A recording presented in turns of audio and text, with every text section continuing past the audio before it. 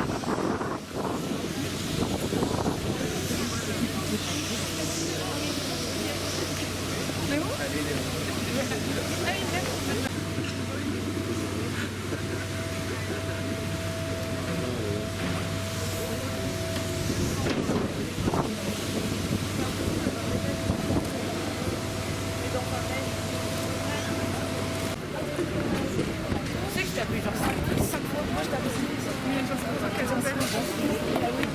m'as pas pris. La fille de ma tu veux m'envoyer des messages? Oui, tu m'as envoyé des messages.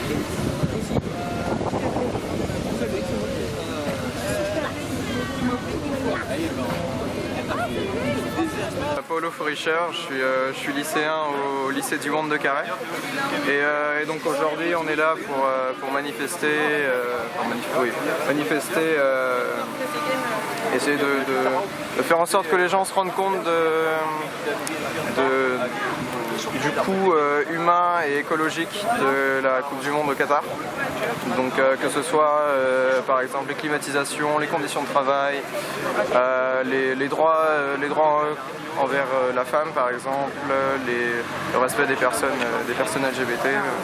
Du coup vous appelez au boycott de la Coupe du Monde? Au boycott, ouais. Tout à fait, parce que à notre échelle c'est la solution la plus simple et efficace de manifester contre ça au final. Et qu'est-ce que tu réponds à ceux qui disent que du coup c'est trop tard d'appeler maintenant un boycott et que du coup il aurait fallu se mobiliser au moment de l'attribution de la Coupe du Monde? Parce que c'est une voix qu'on entend pas mal.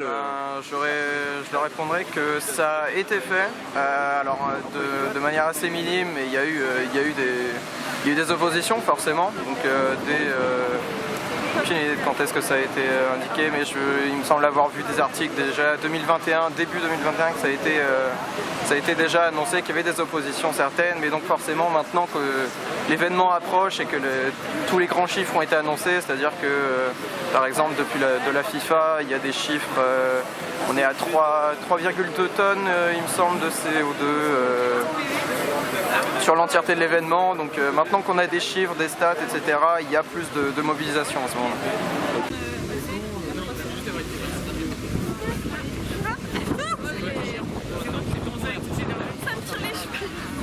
Nous sommes le groupe local de Youth for Climate Carhaix, un mouvement de jeunes écologistes préoccupés par leur avenir. Nous sommes ici pour vous parler du sujet très préoccupant qu'est la Coupe du Monde de football au Qatar, qui se déroule en ce moment même et jusqu'au 18 décembre.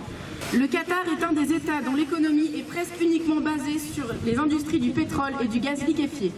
Or, ces ressources presque épuisées et non renouvelables ne constituent pas une solution durable pour l'avenir. Non seulement la construction de ces infrastructures a généré une pollution titanesque, mais en plus, elles ne seront probablement pas réutilisées. Durant cette Coupe du Monde, les stades seront climatisés autour de 17 degrés afin de préserver le public de la chaleur du désert qui environne les 30 degrés en cette période, ce qui a une consommation énergétique extrêmement élevée.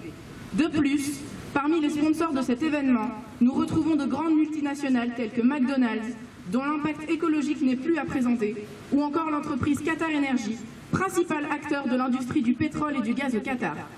De plus, le Qatar est actuellement le pays dont l'empreinte carbone par habitant est la plus importante au monde, avec 37 tonnes de CO2 par an et par habitant, notamment car il importe 90% de ses besoins alimentaires. Enfin, outre l'impact des stades et infrastructures sportives, accueillir autant de supporters nécessite de les loger. Ce n'est pas possible sur place et donnera donc lieu à un trafic aérien surdimensionné. 160 vols quotidiens relieront le Qatar aux pays voisins pour permettre aux supporters d'assister au match.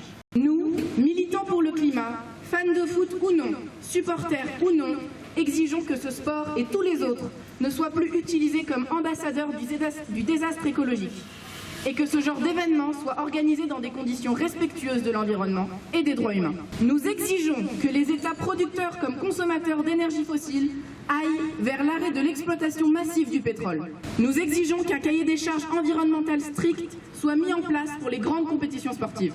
Nous encourageons le boycott de ces projets surdimensionnés jusqu'à ce qu'ils soient organisés dans des conditions plus soucieuses du respect de notre planète. Il y a une façon très simple d'agir contre tous ces non-sens écologiques. N'allumez pas votre télé.